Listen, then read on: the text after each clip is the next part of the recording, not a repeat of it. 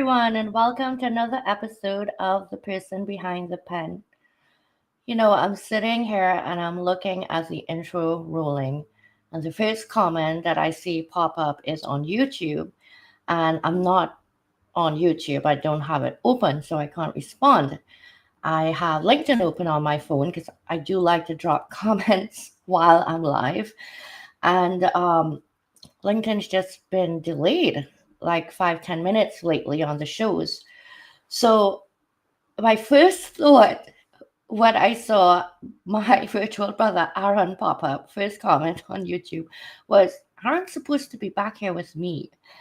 Um, he was my first and is still my only remote producer for Nick Never in Control, which we haven't had, I want to say, a couple of episodes over the last month. Unfortunately, my furry four-legged son was very ill, and it was time that I needed to be with my family to care for him. So thank you for that grace. And geez, suppose I should just say it here now. Aaron, I want to go live with Nick Nevin Control, a special event on Wednesday, the 21st, 8 p.m. Eastern to 10 p.m. Eastern. Are you going to remote produce? Talk about putting somebody on the spot. All right, yes, I could do that to my brother. So also out there, I see Leslie Flowers, my good friend. Thank you so much for being here. Chrissy D, welcome, welcome. I see you as well. Adrian, I see you. I want to say I've definitely gotten much better at putting up these comments while I am live. And I think that I have to thank Leslie for being her co-host on Monday, Mind Over Matter Mondays. Has given me a lot of opportunity to learn to face the audience, not lose my train of thought, and still highlight those comments. So, brother and sister in the house. Now, speaking of brother in the house, I have la otro hermano in the house, Felipe Cofino. And I know that you guys know exactly who he is. And if you don't, you're certainly going to know a lot more about him. Perhaps not in terms of the professional that we all know on LinkedIn. And we do get a peek of him sometimes on the personal front as well. But Felipe is really well known in the LinkedIn circles as a LinkedIn top voice, and a badge that was very, very well deserved for the messaging that he puts out there, the impact that he's making on a much larger scale. I know that he works with PRB, and Workplace Wellness Hour is his show. That show has been running a while, and I don't miss it. And I would highly suggest, if you've never attended, you find yourself on Felipe's profile and make sure you attend that event specifically. You're going to walk away going, how have I not heard about this show before? And you're going to walk away, trust me, thinking about the Felipe Fives, what was shared, how it ties into your life, how it ties into the life of other people that you're connected with, other professionals. And you're going to be thinking about it all the way to the next show. I guarantee you that. So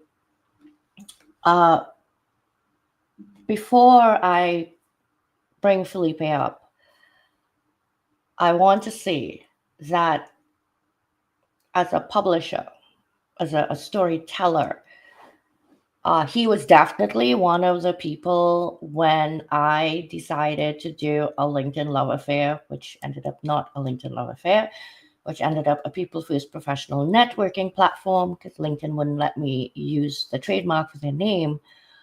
He was one of the people that jumped right out at me. I was like, I have to have him in this trilogy. When I think LinkedIn, there are people that automatically pop into my head, and he is one of them. And I don't think that Felipe was even in the space of writing or publishing. So having him on board that project meant a great deal. Um, when somebody has such a presence on the platform and you are highlighting the platform in stories, uh, that type of credibility within the pages is very important. Needless to say, that project ran over and did not launch until October last year. It was supposed to launch a lot earlier than that, in time for Legacy 2024, a message to my family: I am here and you are my legacy, to have enough time to shine on its own. And we still did get that spotlight because of the popularity of what's now called the Legacy Chronicles, thanks to Aaron, my big brother, that dubbed it such. I didn't think that Felipe would come back and write. He was very busy. We're all very busy. And the space between books and this particular chapter, when you start talking about your legacy, well, he'll tell you. I will say, of the books that I have published, this one is the one, because I meet with all the authors individually to go over their chapters. This one was the one that people told me was the most difficult to write. And not in a bad way, in a challenging way, but not in a bad way. Because when you stop to think, when you're no longer here, and maybe this video is playing somewhere, maybe my great-grandchildren are going, that's my great-grandma up there. I never got to meet her. Oh, she's pretty. They better say she's pretty. But, like, I'm talking about it and all my goosebumps go up. This was the vision for the book, and every single person that's left their legacy has fulfilled not just my vision, theirs as well, I'm sure. So let's get Felipe up here. Hola, amigo, ¿cómo está usted? How are you? Muy bien, gracias. How are you? It's great to be here. I really appreciate you inviting me to do this, Nick, and thank you for opening up a whole new world to me that never would have happened if it wasn't for you. Oh gosh, my pleasure. People thank, and I just think, you could put a door there, and try to encourage people to put their hand on the knob and turn it. But ultimately, it's the person that does, right? And they can step through, and they could stay a while, or they could decide this is a room that I'm going to visit frequently, and it's a room I see you visiting frequently in the future as well. So just welcome, and thank you for doing me the honor of being a part of everything that's happening with me right now, because there are certain individuals that I simply align with that have really and truly been essential to my growth, and you are one of them. And in a world that's constantly moving, sometimes people fall off, even unintentionally. So I'm glad that you and I continue to stay within each other's circles and support one another. Well, of course, go ahead. No, how could I not? You. I mean, Nick, besides you being just an amazing person and always just being so transparent, you're just a good human being that's a good friend. And the gift that you give so many people of opening up doors of writing, I mean, I'll share a little bit about another thing that came to mind. Well, I'll share right now, is that I was talking to somebody, it was a work thing, and we're talking about retirement plans. And I had this idea, which I'll share later, about an idea for individuals and for organizations on how to kind of restructure how they do retirement and how they think about retirement altogether, and do it in a way that would benefit both sides. And when I was sharing the idea with them, they were like, you should write a book about that. If he had said it to me 5 years ago, I'd be like, no, there's no way I'm going to write it. That's stupid. As soon as he said it, I'm like, oh my God, you're right. I started making notes. I mean, and I'm going to come to you. And so it's one of those things where like I said, once you open that door and you go through it, it's there. Once you've seen it, you can't unsee it. and you've really created something that's very amazing for so many. I mean, look at all the people behind you, all those people that you've touched and helped in so many ways. And you're right, this was a hard book to write because, you know, for those of you who don't know, she got me hooked in with the first book because it was about LinkedIn, you know? So like we sit down, I'm like, all right, fine. And so it was a lot easier to do this book once she got me hooked with the first one. But this book was hard to write because it was emotional. It was, I was talking about my family, future and past, and I had to reread the chapter a few times today because the first few paragraphs, I couldn't stop crying every time. So I think I got it this time. So we'll see. Yeah, you know, I wrote in the flagship book, of course, which was December 23, and then I turned around and wrote in this one, December 24, and our legacy is, the thing is, we're constantly adding to it until we're no longer here. And you would think that I went through it the first time and that I would maybe not be as emotional, but, you know, I wrote about a certain time in my life and to certain individuals in the first chapter, and the second one was different. And so now you're constantly touching different parts. Like, how could you possibly leave your legacy, not even in 1800 words, but even in an entire book? You couldn't possibly leave your legacy. There's no way, right? But you did a phenomenal job of Thank just you. pulling out all the stops. I owe Felipe some words. He was teasing me back there. So I think he'll have to come back and write in 25 again. You're plenty of heads up. Plenty. It's still me. But take it away whenever you're ready, guys. I'm going to drop the backstage link in the comments, as well as the chats, the various DM chats I now have because of all the projects. Please feel free to come up here and talk to your fellow co-author.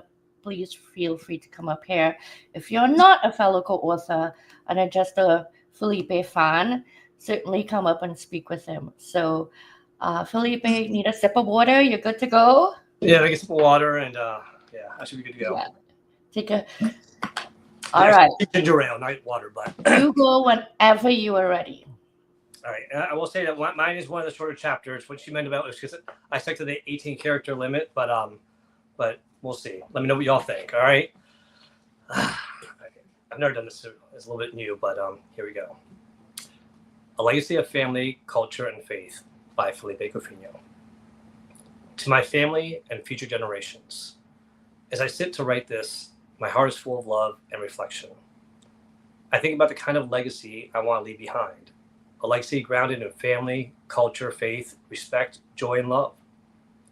These are values that have shaped my life and gave me strength drawn from the deep well of our Hispanic heritage and the enduring guidance of our faith.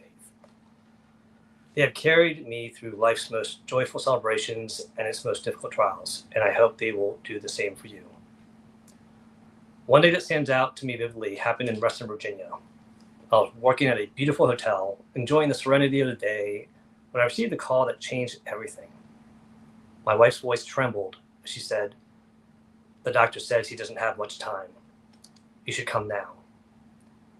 I scrambled to get my things, my heart racing, when she called again before I even made it to the car. This time, her words carried a finality I wasn't ready for. He passed. The drive to the hospital was a blur of tears and silence. My mind was consumed with thoughts of my daughter, just 3 months old at the time. She had met her grandfather briefly, but would never truly know him. That loss, not just for me, but for her, was overwhelming. I thought about his legacy and the many ways he shaped who we are. He had given us a foundation of love, resilience, and faith. 2 years later, my son was born, the first and only grandson in the family. We named him after my father, a gesture that felt like honoring his memory. I wished so deeply that I could share this moment with my dad. I had also just been promoted to my first directorship and longed for his advice. Instead, I visited his grave, taking a business card and a photo of his grandson. Leaving the business card and a photo underneath the vase, it was my way of telling him, "I hope you're proud." As I walked away, I began to reflect even more deeply on what kind of legacy I wanted to leave for my own family. My parents taught me so much about life and values. Growing up just outside of Washington, D.C., we didn't always have a lot of time with my dad because of his work, but he made the time we did have unforgettable. Summers with mom and dad were spent at the pool where we laughed and played together for hours. Sundays were family days. After church, we'd gather to watch football games in the fall, and in the summer, we'd feast on crabs. My father would cook them for us, and we'd sit around the table eating, sharing stories, and strengthening our bond. One of the greatest gifts my father gave us was the opportunity to travel to Spain every 2 years. From the age of 6 to 21, I visited Asturias, Spain, where my grandparents were born. These trips connected me to my roots and my extended family there. I still remember the family homes, the one my grandfather built and one that he built himself. These homes were filled with his history, culture, and love. Those visits ignited my curiosity about the world and taught me to appreciate the richness of other cultures. It's a value I hold dear to this day, and I hope you will carry forward. Understanding others, especially within our family, is essential. Our family has grown more diverse over the years, and while this diversity enriches us, it can also challenge us. Family teaches us resilience, tenacity, and how to navigate conflict with grace. Of course, families aren't perfect. We all had the moments at holidays, gatherings, when a relative might have been loud, inappropriate, or difficult. But even those moments teach us something valuable: the importance of boundaries and the need to balance love with respect. Strong families aren't built on perfection. They're built on the willingness to work through differences and find understanding. Recently, during the holidays, we reminisced about past celebrations. My niece and goddaughter Julia mentioned how, despite living far away, her fondest memories are of the family coming together, singing at the holidays, eating, and playing games. These moments are treasured, not just for the children, but for all of us. They remind us of the joy and strength that came from being together. Over the years, our family has faced its share of tragedies. Some have been devastating, others have been part of life's natural challenges. In those moments, family has always been our anchor. We leaned on each other for support, shared our pain, and found solace in knowing we weren't alone.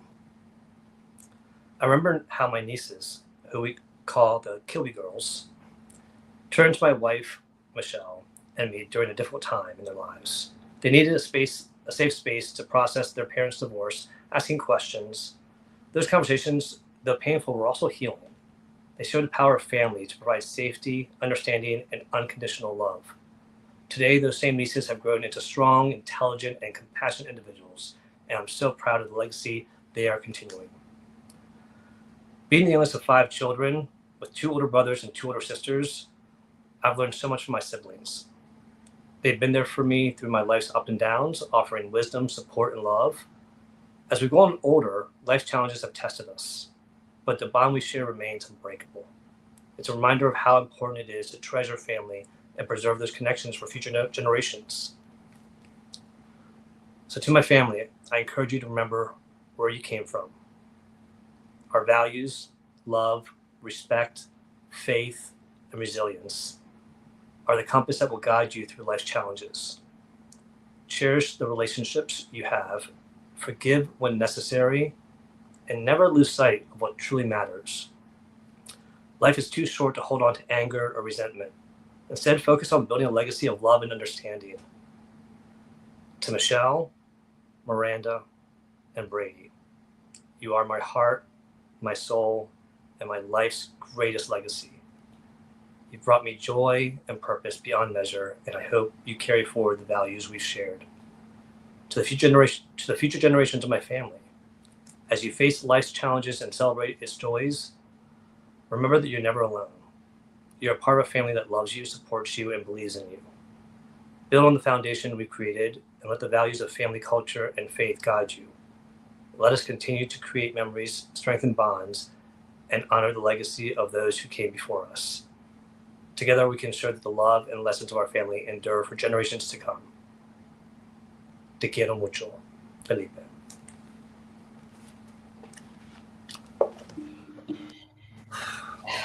Deep breaths? Deep breaths, right?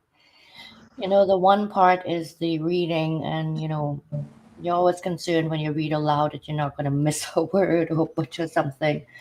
But that's such a small part of it. It's the emotions you evoke in the reader, but the emotions you bring up again, which brings you back to your thought processes when you were writing this. And each time you read it, it takes on something different. Each time I hear it, it takes on something different. Um, and I remember when I read this chapter, there are a few things that stood out to me, which was one, generationally, it's just amazing that you have this family history that you are aware of and can lean on. Like I, for example, know very little of my family history. Um, and in addition to reading this, when you share posts like at Christmas and you have like football and your family pictures, part of me always wants to be one of the people sitting in the picture with you guys. Um, I have family, but we're kind of scattered everywhere. Um, and maybe we only get together for special occasions. So I feel like I don't have that really beautiful, special, close knit, um, intricate bonds that overlap in your family. Like even for Halloween, I was like, I want to be on that block. Oh, don't be mistaken. My family does not come over for Halloween. They avoid the street like the plague. But and I understand where you're coming from totally because it makes sense. But I think that those bonds, it doesn't matter the size. It's about the people. I mean, you Yes. share about your All son, right. you share about your son and your husband and everything that even down to your dog and that those bonds are lifelong lasting bonds that no one can break. And that's the thing that as I wrote this, I really thought and reflected a lot about what I wanted my kids and the future family to remember was Mm-hmm. about learn from our mistakes and don't let the petty things drive you apart. Remember the things that hold you together because when you need them, when you need each other, that's when it really counts. And I don't know. I mean, for me, when I wrote this chapter, I gave a copy to all my nieces and my kids. And because I talked about them, and I was thinking about it's for them, it's for the future generations. And Yes. I wrote a personal note to all of them, and they appreciated it more than I thought. Um, and then I started hearing my brothers and sisters like, well, "We didn't get a copy." I'm like, "Well, you bought one. You have a copy already." And like, "Yeah, but you didn't write anything." And I'm like, "I didn't think you cared that much about it." I mean, so as much as it meant to me, I realized that it resonated with them because it was for all of them. And I think they all can relate either as my sibling or as next generation. So it was a brilliant idea that you had. It really was. And it kind of brought our family together a little bit closer because of it, because it kind of reminded us about what's important and what do we want, what do we hope our kids are doing? Are we hoping that they're together when we're gone, or are they going to be separated and not talking to each other? You I know? love it. And that's why I say that people don't realize that I had a vision, right? And it was me who got the gift back from so many of the co-authors because this legacy they shared went far beyond themselves and it did these things. I had people tell me, one person, one of your co-authors, she wrote her mother's legacy. She was asking her mom questions. And then, she ended up finding out so much about her history. She ended up writing her mother's legacy. And I wish I could say that my family embraced it the way you did. They didn't. I don't think they've even read it. And so this almost is my family that's celebrating what I really feel is so important, that we want to leave our imprint. We want our future generations to know how we lived, um, that they were thought of in the actions we took today, right?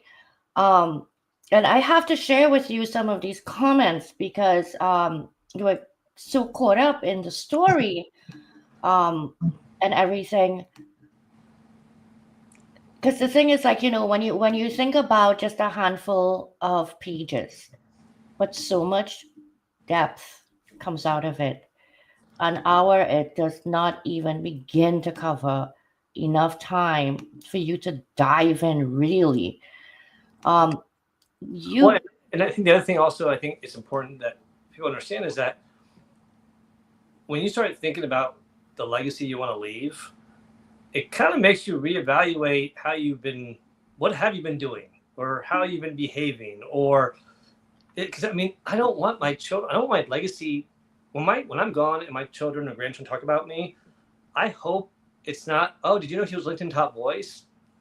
No, I hope it's he was a great father. He taught me this. He was funny, or I mean, those are things that I think matter more and that carry on. I mean, who knows if LinkedIn's gonna be around? No offense, LinkedIn, but who knows if it's gonna be around? They're like, oh, that's great. That's like saying, oh, do you know your father was a pro Atari player? What's Atari? Like, is that really gonna be something that people are gonna care about? I mean, but back then Atari was like, oh my god, mind blowing. This is like the champion Atari player. Like where we are today, the things, the titles, the labels, the awards, whatever you want, they are a moment in time. They're not part of your legacy. They're a moment of your time. They're a part of your story. And correct. legacy is what you want your family to carry on. And it sounds horrible. And again, I'll probably lose my badge because of this. Part of my legacy, I don't want my kids and my family to continue like the LinkedIn badge legacy. That's not the legacy I think about. It's not, to me, that's, if they do it on their own, if they want to, great. But it's, I don't, if they follow my career in HR, that's not necessarily my legacy. That's a career, helping people. That's part of my legacy. That's what I want them to do. Exactly. Paying it forward, sharing the lessons, living the lessons. I want you to see these comments. Okay. So, Kinga. Jason. Oh, tomorrow I'm on with Jason on Funky Friday. I think it's Funky Friday. Oh, Meryl. Meryl is great. Meryl is one of the amazing human beings on LinkedIn. He really is. Just talk about looking and seeing someone's soul who you've never met. I feel like he just has one of the kindest, brightest souls. You have a tremendous amount of support here. I want you to know even the emotion is being seen when you read. I had to practice a lot, y'all. Trust me. So, talking about the drive home and hearing that he passed, that's where I just lose it. Like when I first got the copy of the book, I tried to read it and I gave it to my wife. I'm like, read this. Like, you read it. I'm like, I can't read it. Like, what do you mean you can't read it? You need glasses? I'm like, no, I can't. Fine. I need you to read it out loud so I can hear the whole thing. And so it was funny. It takes on a different meaning. What did you feel the first time you wrote? Like, I know A Message to My Family was the second one, but what did you feel like the first time you said yes and you wrote? Need a minute? Just looking for keys to my wife. Hold on a second here. No, I don't know where I should be. Meryl, I remember Atari as well. My sister and I used to argue all the time over it.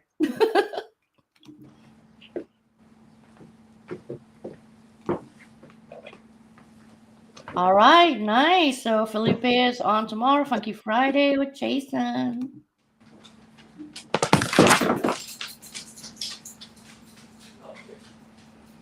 Just want to thank everyone. I do see you. I am putting up your comments.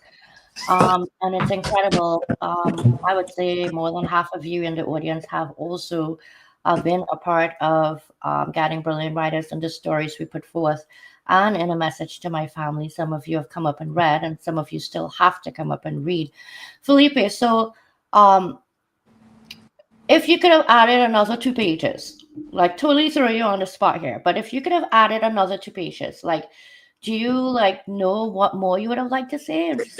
There were certain like anecdotes and stories I wanted to include in there, and certain parts of our history that I wanted to add. And so, like as I was reading it, I almost wanted to stop and explain something because it's part that I probably would have added in there to give it more context. But yeah, I mean, so like you said, an opportunity in another book. But going back to your other question, that first book, the LinkedIn book, it was a lot more nerve-wracking. I felt confident about what I wanted to write about. It was just about how do I write? Like they always say you shouldn't write like you talk, but that's kind of how I've always written, What?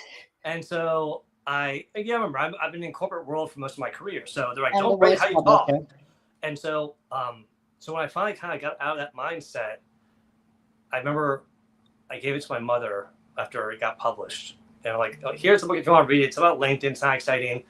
And I went upstairs. I came back downstairs. I swear to you, the woman was crying. I'm like, what's wrong? Is everything okay? It's like, it's your book. I go, Mom, it's LinkedIn. It's not cry worthy. It is not. And she's like, I'm not crying because of what you wrote. I'm crying because of how you wrote. I'm like, what do you mean? It's like, you write like your father. I'm like, what? Like, that was an amazingly good writer as far as grammar and spelling and all that. So I'm not talking about that. It's the style of how he delivered the story or the message. You write just like him. And I never would have known that if it wasn't for you, Nick.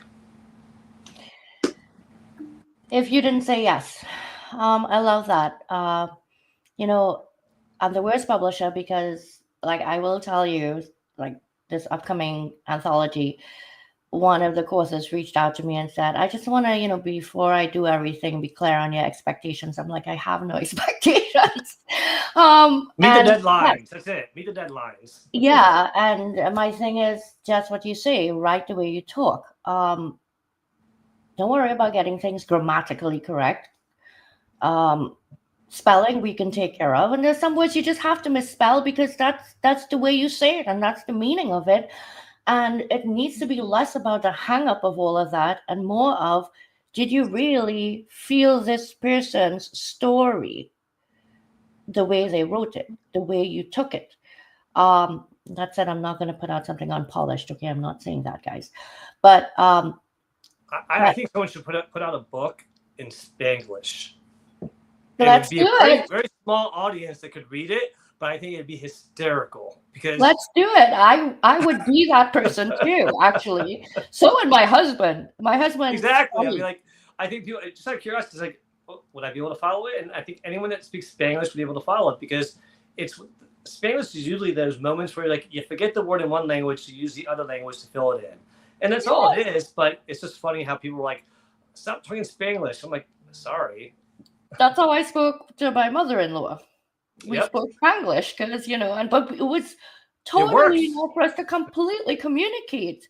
So I do love that idea. So, I'm gonna throw something out here that I hadn't. She has that look in your eye, you all watch out. No, you know me and my far-fetched ideas, but guess what? They always become real anyway. So they always manifest. I was actually thinking, and I'm going to put it to the group, about legacy, particularly both legacies. I think I want to do an audio version. And I think that I will give each author the opportunity to read their chapter in the audio version. I think that'd be awesome. I mean, clearly Leslie Flowers has that audio voice. There's some people that have that voice.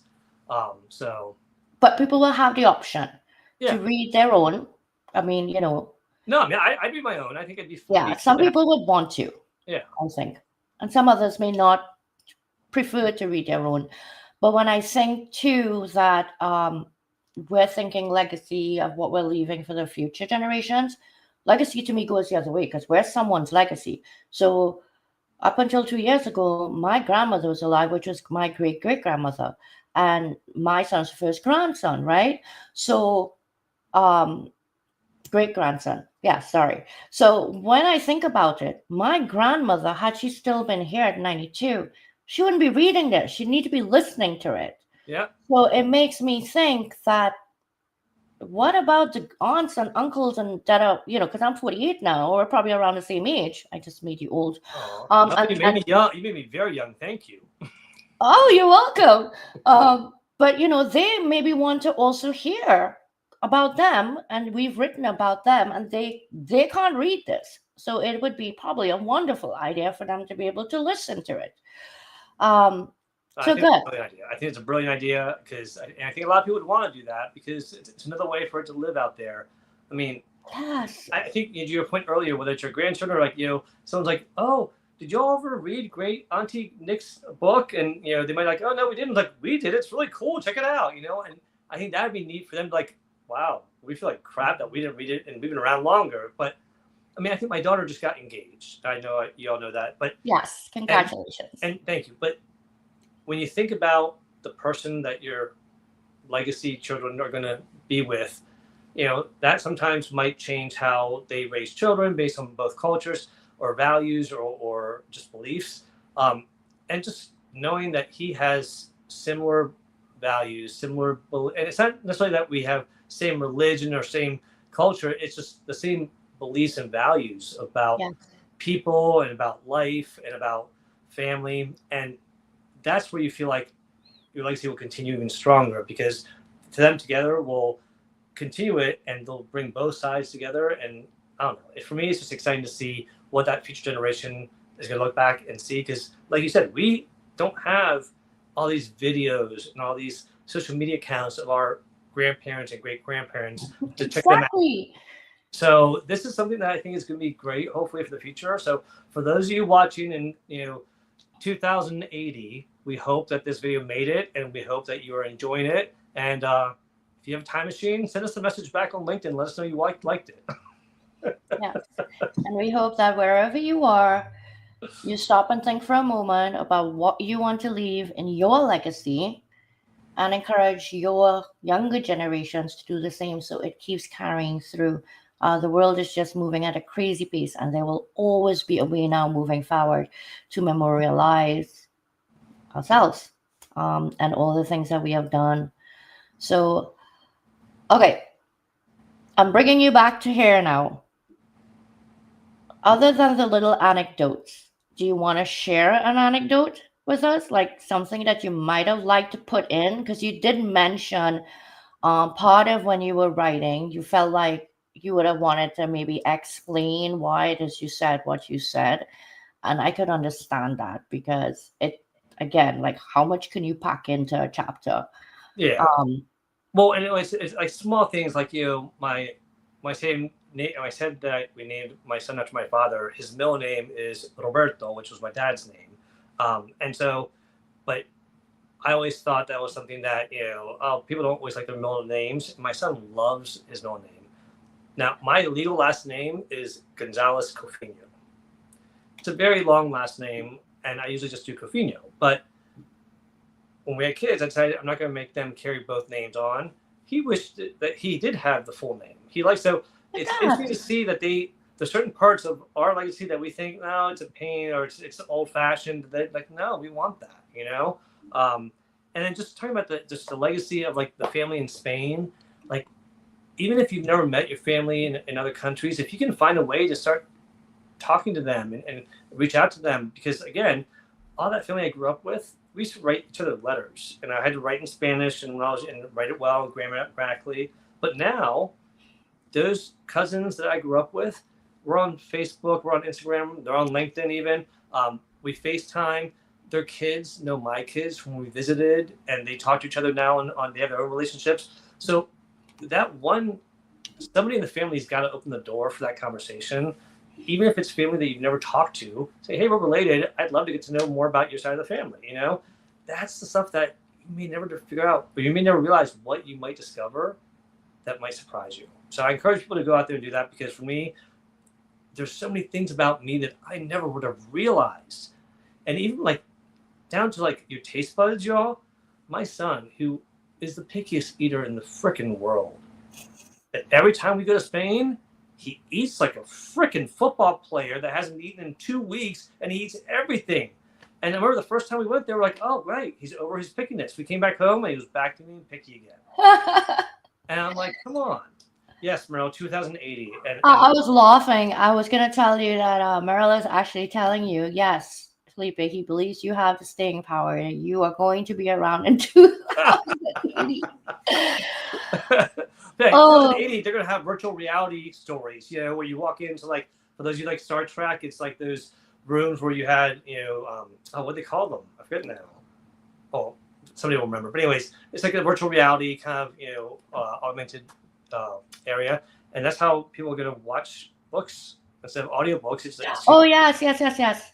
It's like it's going to be like motion picture books. Yeah, I'm trying to think of I can't believe I'm blanking out the name. The holodeck. It's the hologram. Oh, right. So like a holo story So you go in there and you can be part of that hollow story. So like imagine someone, you wrote your life story, your great great grandchild in 2080 can come in and she can be part of the story that you wrote, and she'll play your role. Yeah. And see it from your perspective. Okay, that's like. I'm telling you, see, that's the kind of stuff I think about. Oh, I have to say hi to Annie. Thank you so much for coming, and congratulations. And you got Sia and Margaret Martinez. Hola, hermosa. Thank you so much for everyone for coming. This is really what I hope the show would be about, even though this book published in December and the original Note to My Family was December 23. These stories will live on because we continue to read them and share them, and share about the book. A book, it's not about the book sales. It's not about selling 1,500 books, 5,000 books. It's and this is something that also is so odd to me, right? Like on launch day, we put it out there because we want people to buy it, 99 cents, $1.99. When you think that 21 people put their heart and soul and sweat and tears into this, and you could pick this up and read maybe 3 chapters and go, wow, any 3 chapters, because there is no way with 21 people that you're going to pick this book up and not resonate with at least a few of them, right? So that's why when people ask me, well, what's the theme? What should I write? What do you expect? Nothing. The theme is legacy. Whatever legacy means to you is what you write. I don't want where, oh, well, these 3 look kind of similar, so we'll put these in chapters 1 to 3, and these look, no. I want you to turn the page and go, wow, this story is completely different than the one before, right? Because that's what keeps it interesting. Are we not all different? Are we not all different people? And we keep talking about celebrating our uniqueness. Well, that's what a book like this is about, right? People say, well, why write an anthology? Why would I pay to do that? Well, listen, first of all, you need to know your why. Once you know your why, everything else is going to fall into place, right? But don't do it from a standpoint of dollars. You got to do it from a standpoint of, I want to be one of those people that's leaving something for someone who I may never meet, that I might have impacted and changed the trajectory of their life. And the thing is, you never know who's going to read your story, right?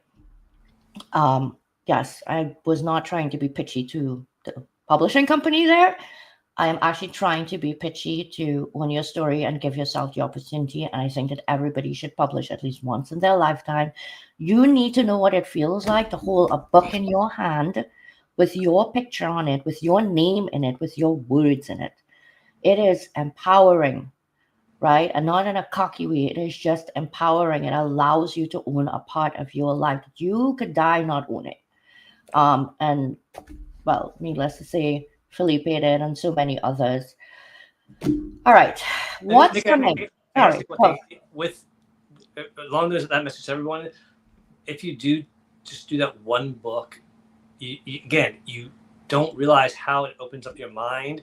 Because of Nick, I also wrote a children's book that I had wanted to write since my daughter was a baby. She's 26 now. Clearly, I missed that boat, but I'm still gonna. So I have it all written. The graphics is what's gotten me held up, y'all. So I'm working on the graphics, but that's the fact that I can hopefully have that so that she can read that to her children. I think that'd be really cool. That's what would blow my mind. So again, try, and if you don't like it, you don't like it, and you don't like it, but just try. Yeah, I absolutely agree with you, and and I say this on all my shows, and I'll say it again. You're hearing it here, yes, and I'm guiding brilliant writers, and I'm a publisher. It doesn't matter who you go and publish with. The title of the book and what the vision of the book is about is what has to speak to you, because you're the one that's going to share the story in it, right? Find a publisher that aligns with you, that you feel is giving you your voice. This is not a pitch. You have to understand, starting this company for me, yes, I left my job, and yes, it's my livelihood now. But what it has always been was being passionate about people having their journey and sharing it, right? So it doesn't matter who you publish with and what you publish about. Give yourself that opportunity, like Felipe said. Felipe, what's coming next for you? my son's graduating next weekend, so last child in college. Woo! So Oh wait, and then you got to pay for a wedding. I know. Yeah, my life for the next probably 12 to 18 months is going to be like listen, spend, and get out of the way. It's pretty much what I feel like it's going to be my life. But yeah, no, I have the graduation next weekend. Then we have my mother's 93rd birthday, and then we have a engagement party that we're planning for my daughter, and then other than that, I'm just passionately working at PRB. Excited. It's funny. I'm going to write an article about a post about this because my CEO just sent out something about the importance of data, and saving the data out there, because there's a lot of data that's being erased almost in the world. I mean, like there's concerns about the future of the Census Bureau and losing that data, all the data about health and reproductive health and gender, all that's being kind of washed away, and it's kind of scary. And I compare it to how you felt when you wish you knew about your grandparents, or maybe it's even your own parent or your great grandparents, and you wish you had that data and that information. Well, preserving data is like that. And so PRB is doing a lot of great work around that, because that helps us find solutions to everything from health to family to aging and those kind of things. So I'm very passionate about helping them, because it's great to be supportive of a company or organization that has a mission that you can believe in, and it's truly out there to help people. But other than that, I do have on Sunday, which I need to schedule it, but we have Careers Cast and Coaching with Melissa Houston. And then on Saturdays, I do have Social Saturday Chat with my Social Saturday crew. Yeah, so that's what I have going on right now. Tomorrow I'm off. I'm going to just relax tomorrow. Good. Very good. And I can do a damn thing tomorrow. Good for you. I was actually talking to Melissa this morning, so I know you guys are going to, have the show on Sunday.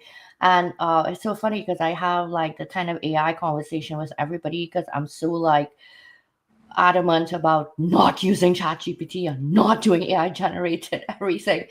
And she was saying that something like this was coming up, and I'm like, the more that I talk to people and the more I understand about it, the more that I know I'm going to have to wrap my head around some of this. Especially because I go ahead. I'm sorry, go ahead. No, especially because I want to scale. I might be having fun paddling in the pond right now, but I'm not going to be able to bring more and do more and bring more people in and do what I would like to do in the world if I don't scale, right? So I do know that that's something I'm going to have to touch on. And thank God I have lots of people within my community that I can hit up and be like, help this non-tech savvy girl out here. So I want you to try something, and I did. And actually, I'm going to do this and post it as well, because I did it with my wife, and Melissa and I talked about this.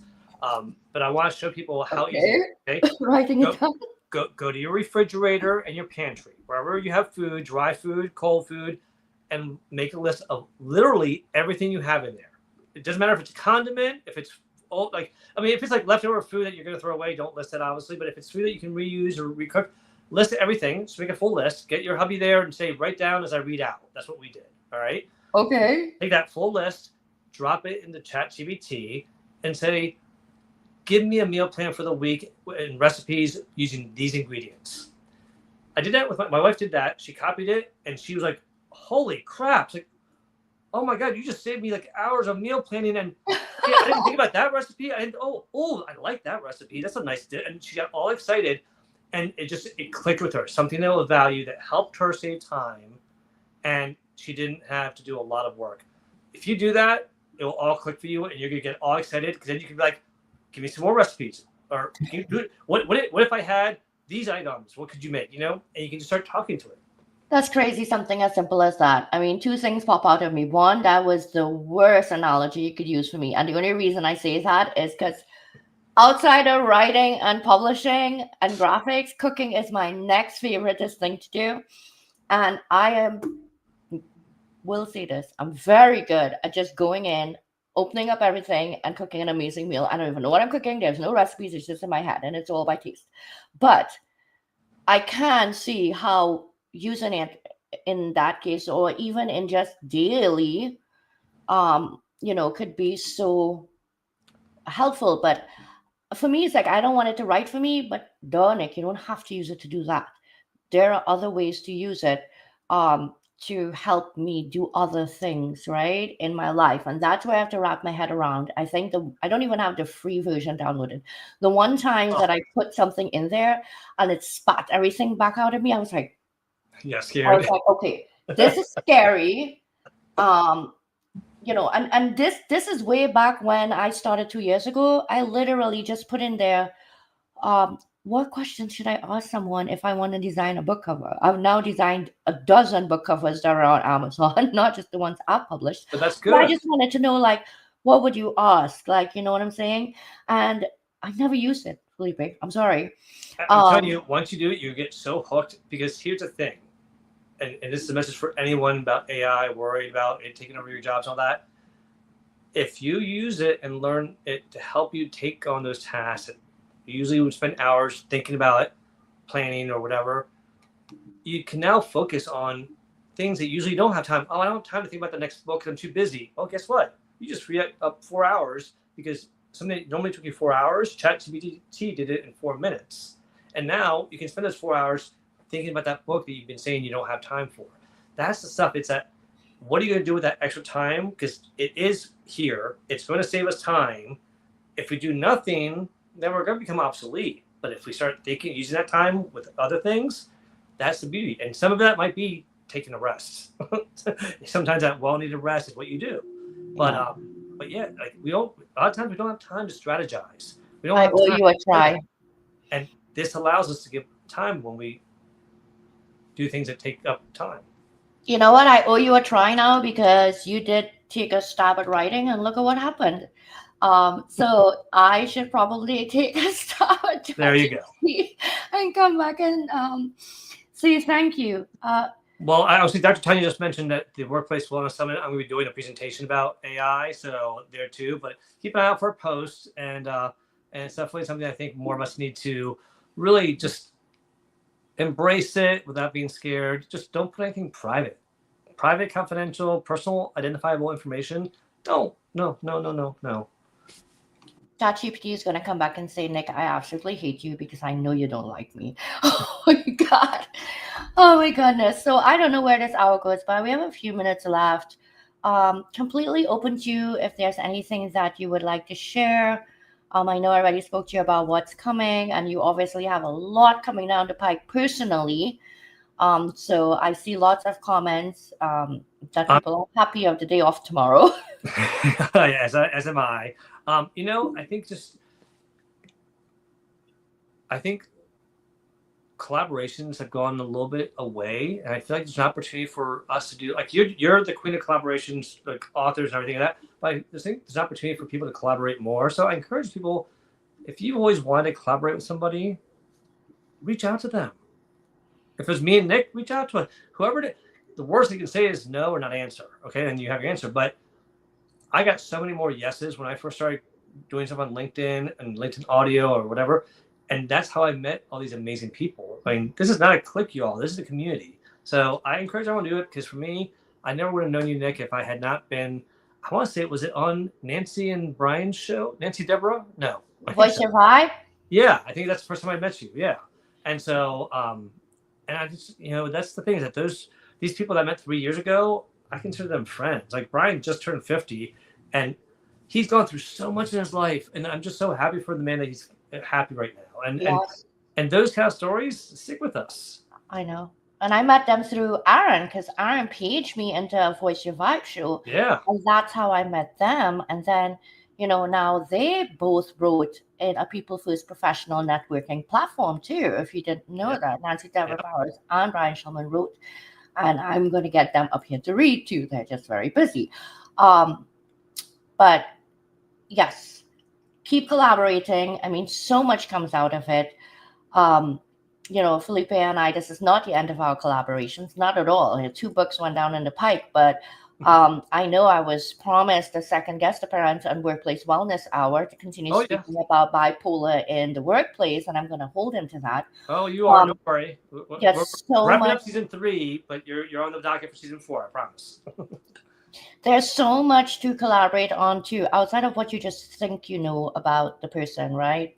Felipe might be workplace wellness and HR, but look, he's also an author. So there's things you could reach out and collaborate with him on. And myself, I'm not just a publisher, I am a huge advocate for mental illness. And my page just went up, Our Bipolar Brilliance. And that's coming down the pike too. I'm looking to do support. Uh, Meeting of the minds for people that are bipolar with support partners. And this is something that, believe it or not, Felipe and I actually connected on because of the conversation, and it's come up with him. Yeah, we have family members that are bipolar. You like Nick has been a great resource for me to help understand those family members that I have that I maybe have been a little impatient or short and not understanding their struggles as well. It's amazing when you can have someone like a resource like that, and it really helps. Yeah. Well, I guess I'll leave you with this.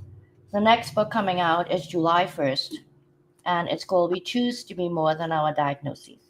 And there are 17 writers writing about everything: diabetes 1, PTSD, ADHD, TBI, and myself, bipolar. I'm going to make it my business to send you a book, and I would love if you pass that book along to your, I believe it was your sister. And if she reads it, she reads it. If she doesn't, she doesn't. But she might just see there's another person out here who kind of gets it. Yep. You know? You're a great role model for people out there. And not just people bipolar, with any challenge in life and how you tackle it. So I applaud you for it. Appreciate that. Well, I hang with the best, and I hang with people that are pretty darn resilient like yourself. So we're 7 on the hour, and this has been an incredible hour. Thank you so much. Thank you to everyone that came for all the amazing support that you gave Felipe today in reading his chapter. Really, it's holding space for people, especially with something like this that could be quite vulnerable. And, you know, it always goes both ways. And I want people to know that we appreciate you being here, and we see you just as you are here watching us appear on stage. It can't happen without all of us here. And that's the truth. It can never turn out the way it needs to without all of us here. So with that, we are going to roll the outro. All right, Felipe, I'm going to bring you backstage. Thank you. All right. Muchas gracias para todo y hasta la otra martes. I hope I said that right. We'll see you next Tuesday with another episode of The Person Behind the Pen. Look out for the event link. I believe that we have Katrina Mitchum up, and she is going to be reading her chapter from People First Professional Networking Platform. She is in book 1, which is Why We Came and Why We Stay. All right, so with that, have a wonderful rest of your week and weekend. Bye now.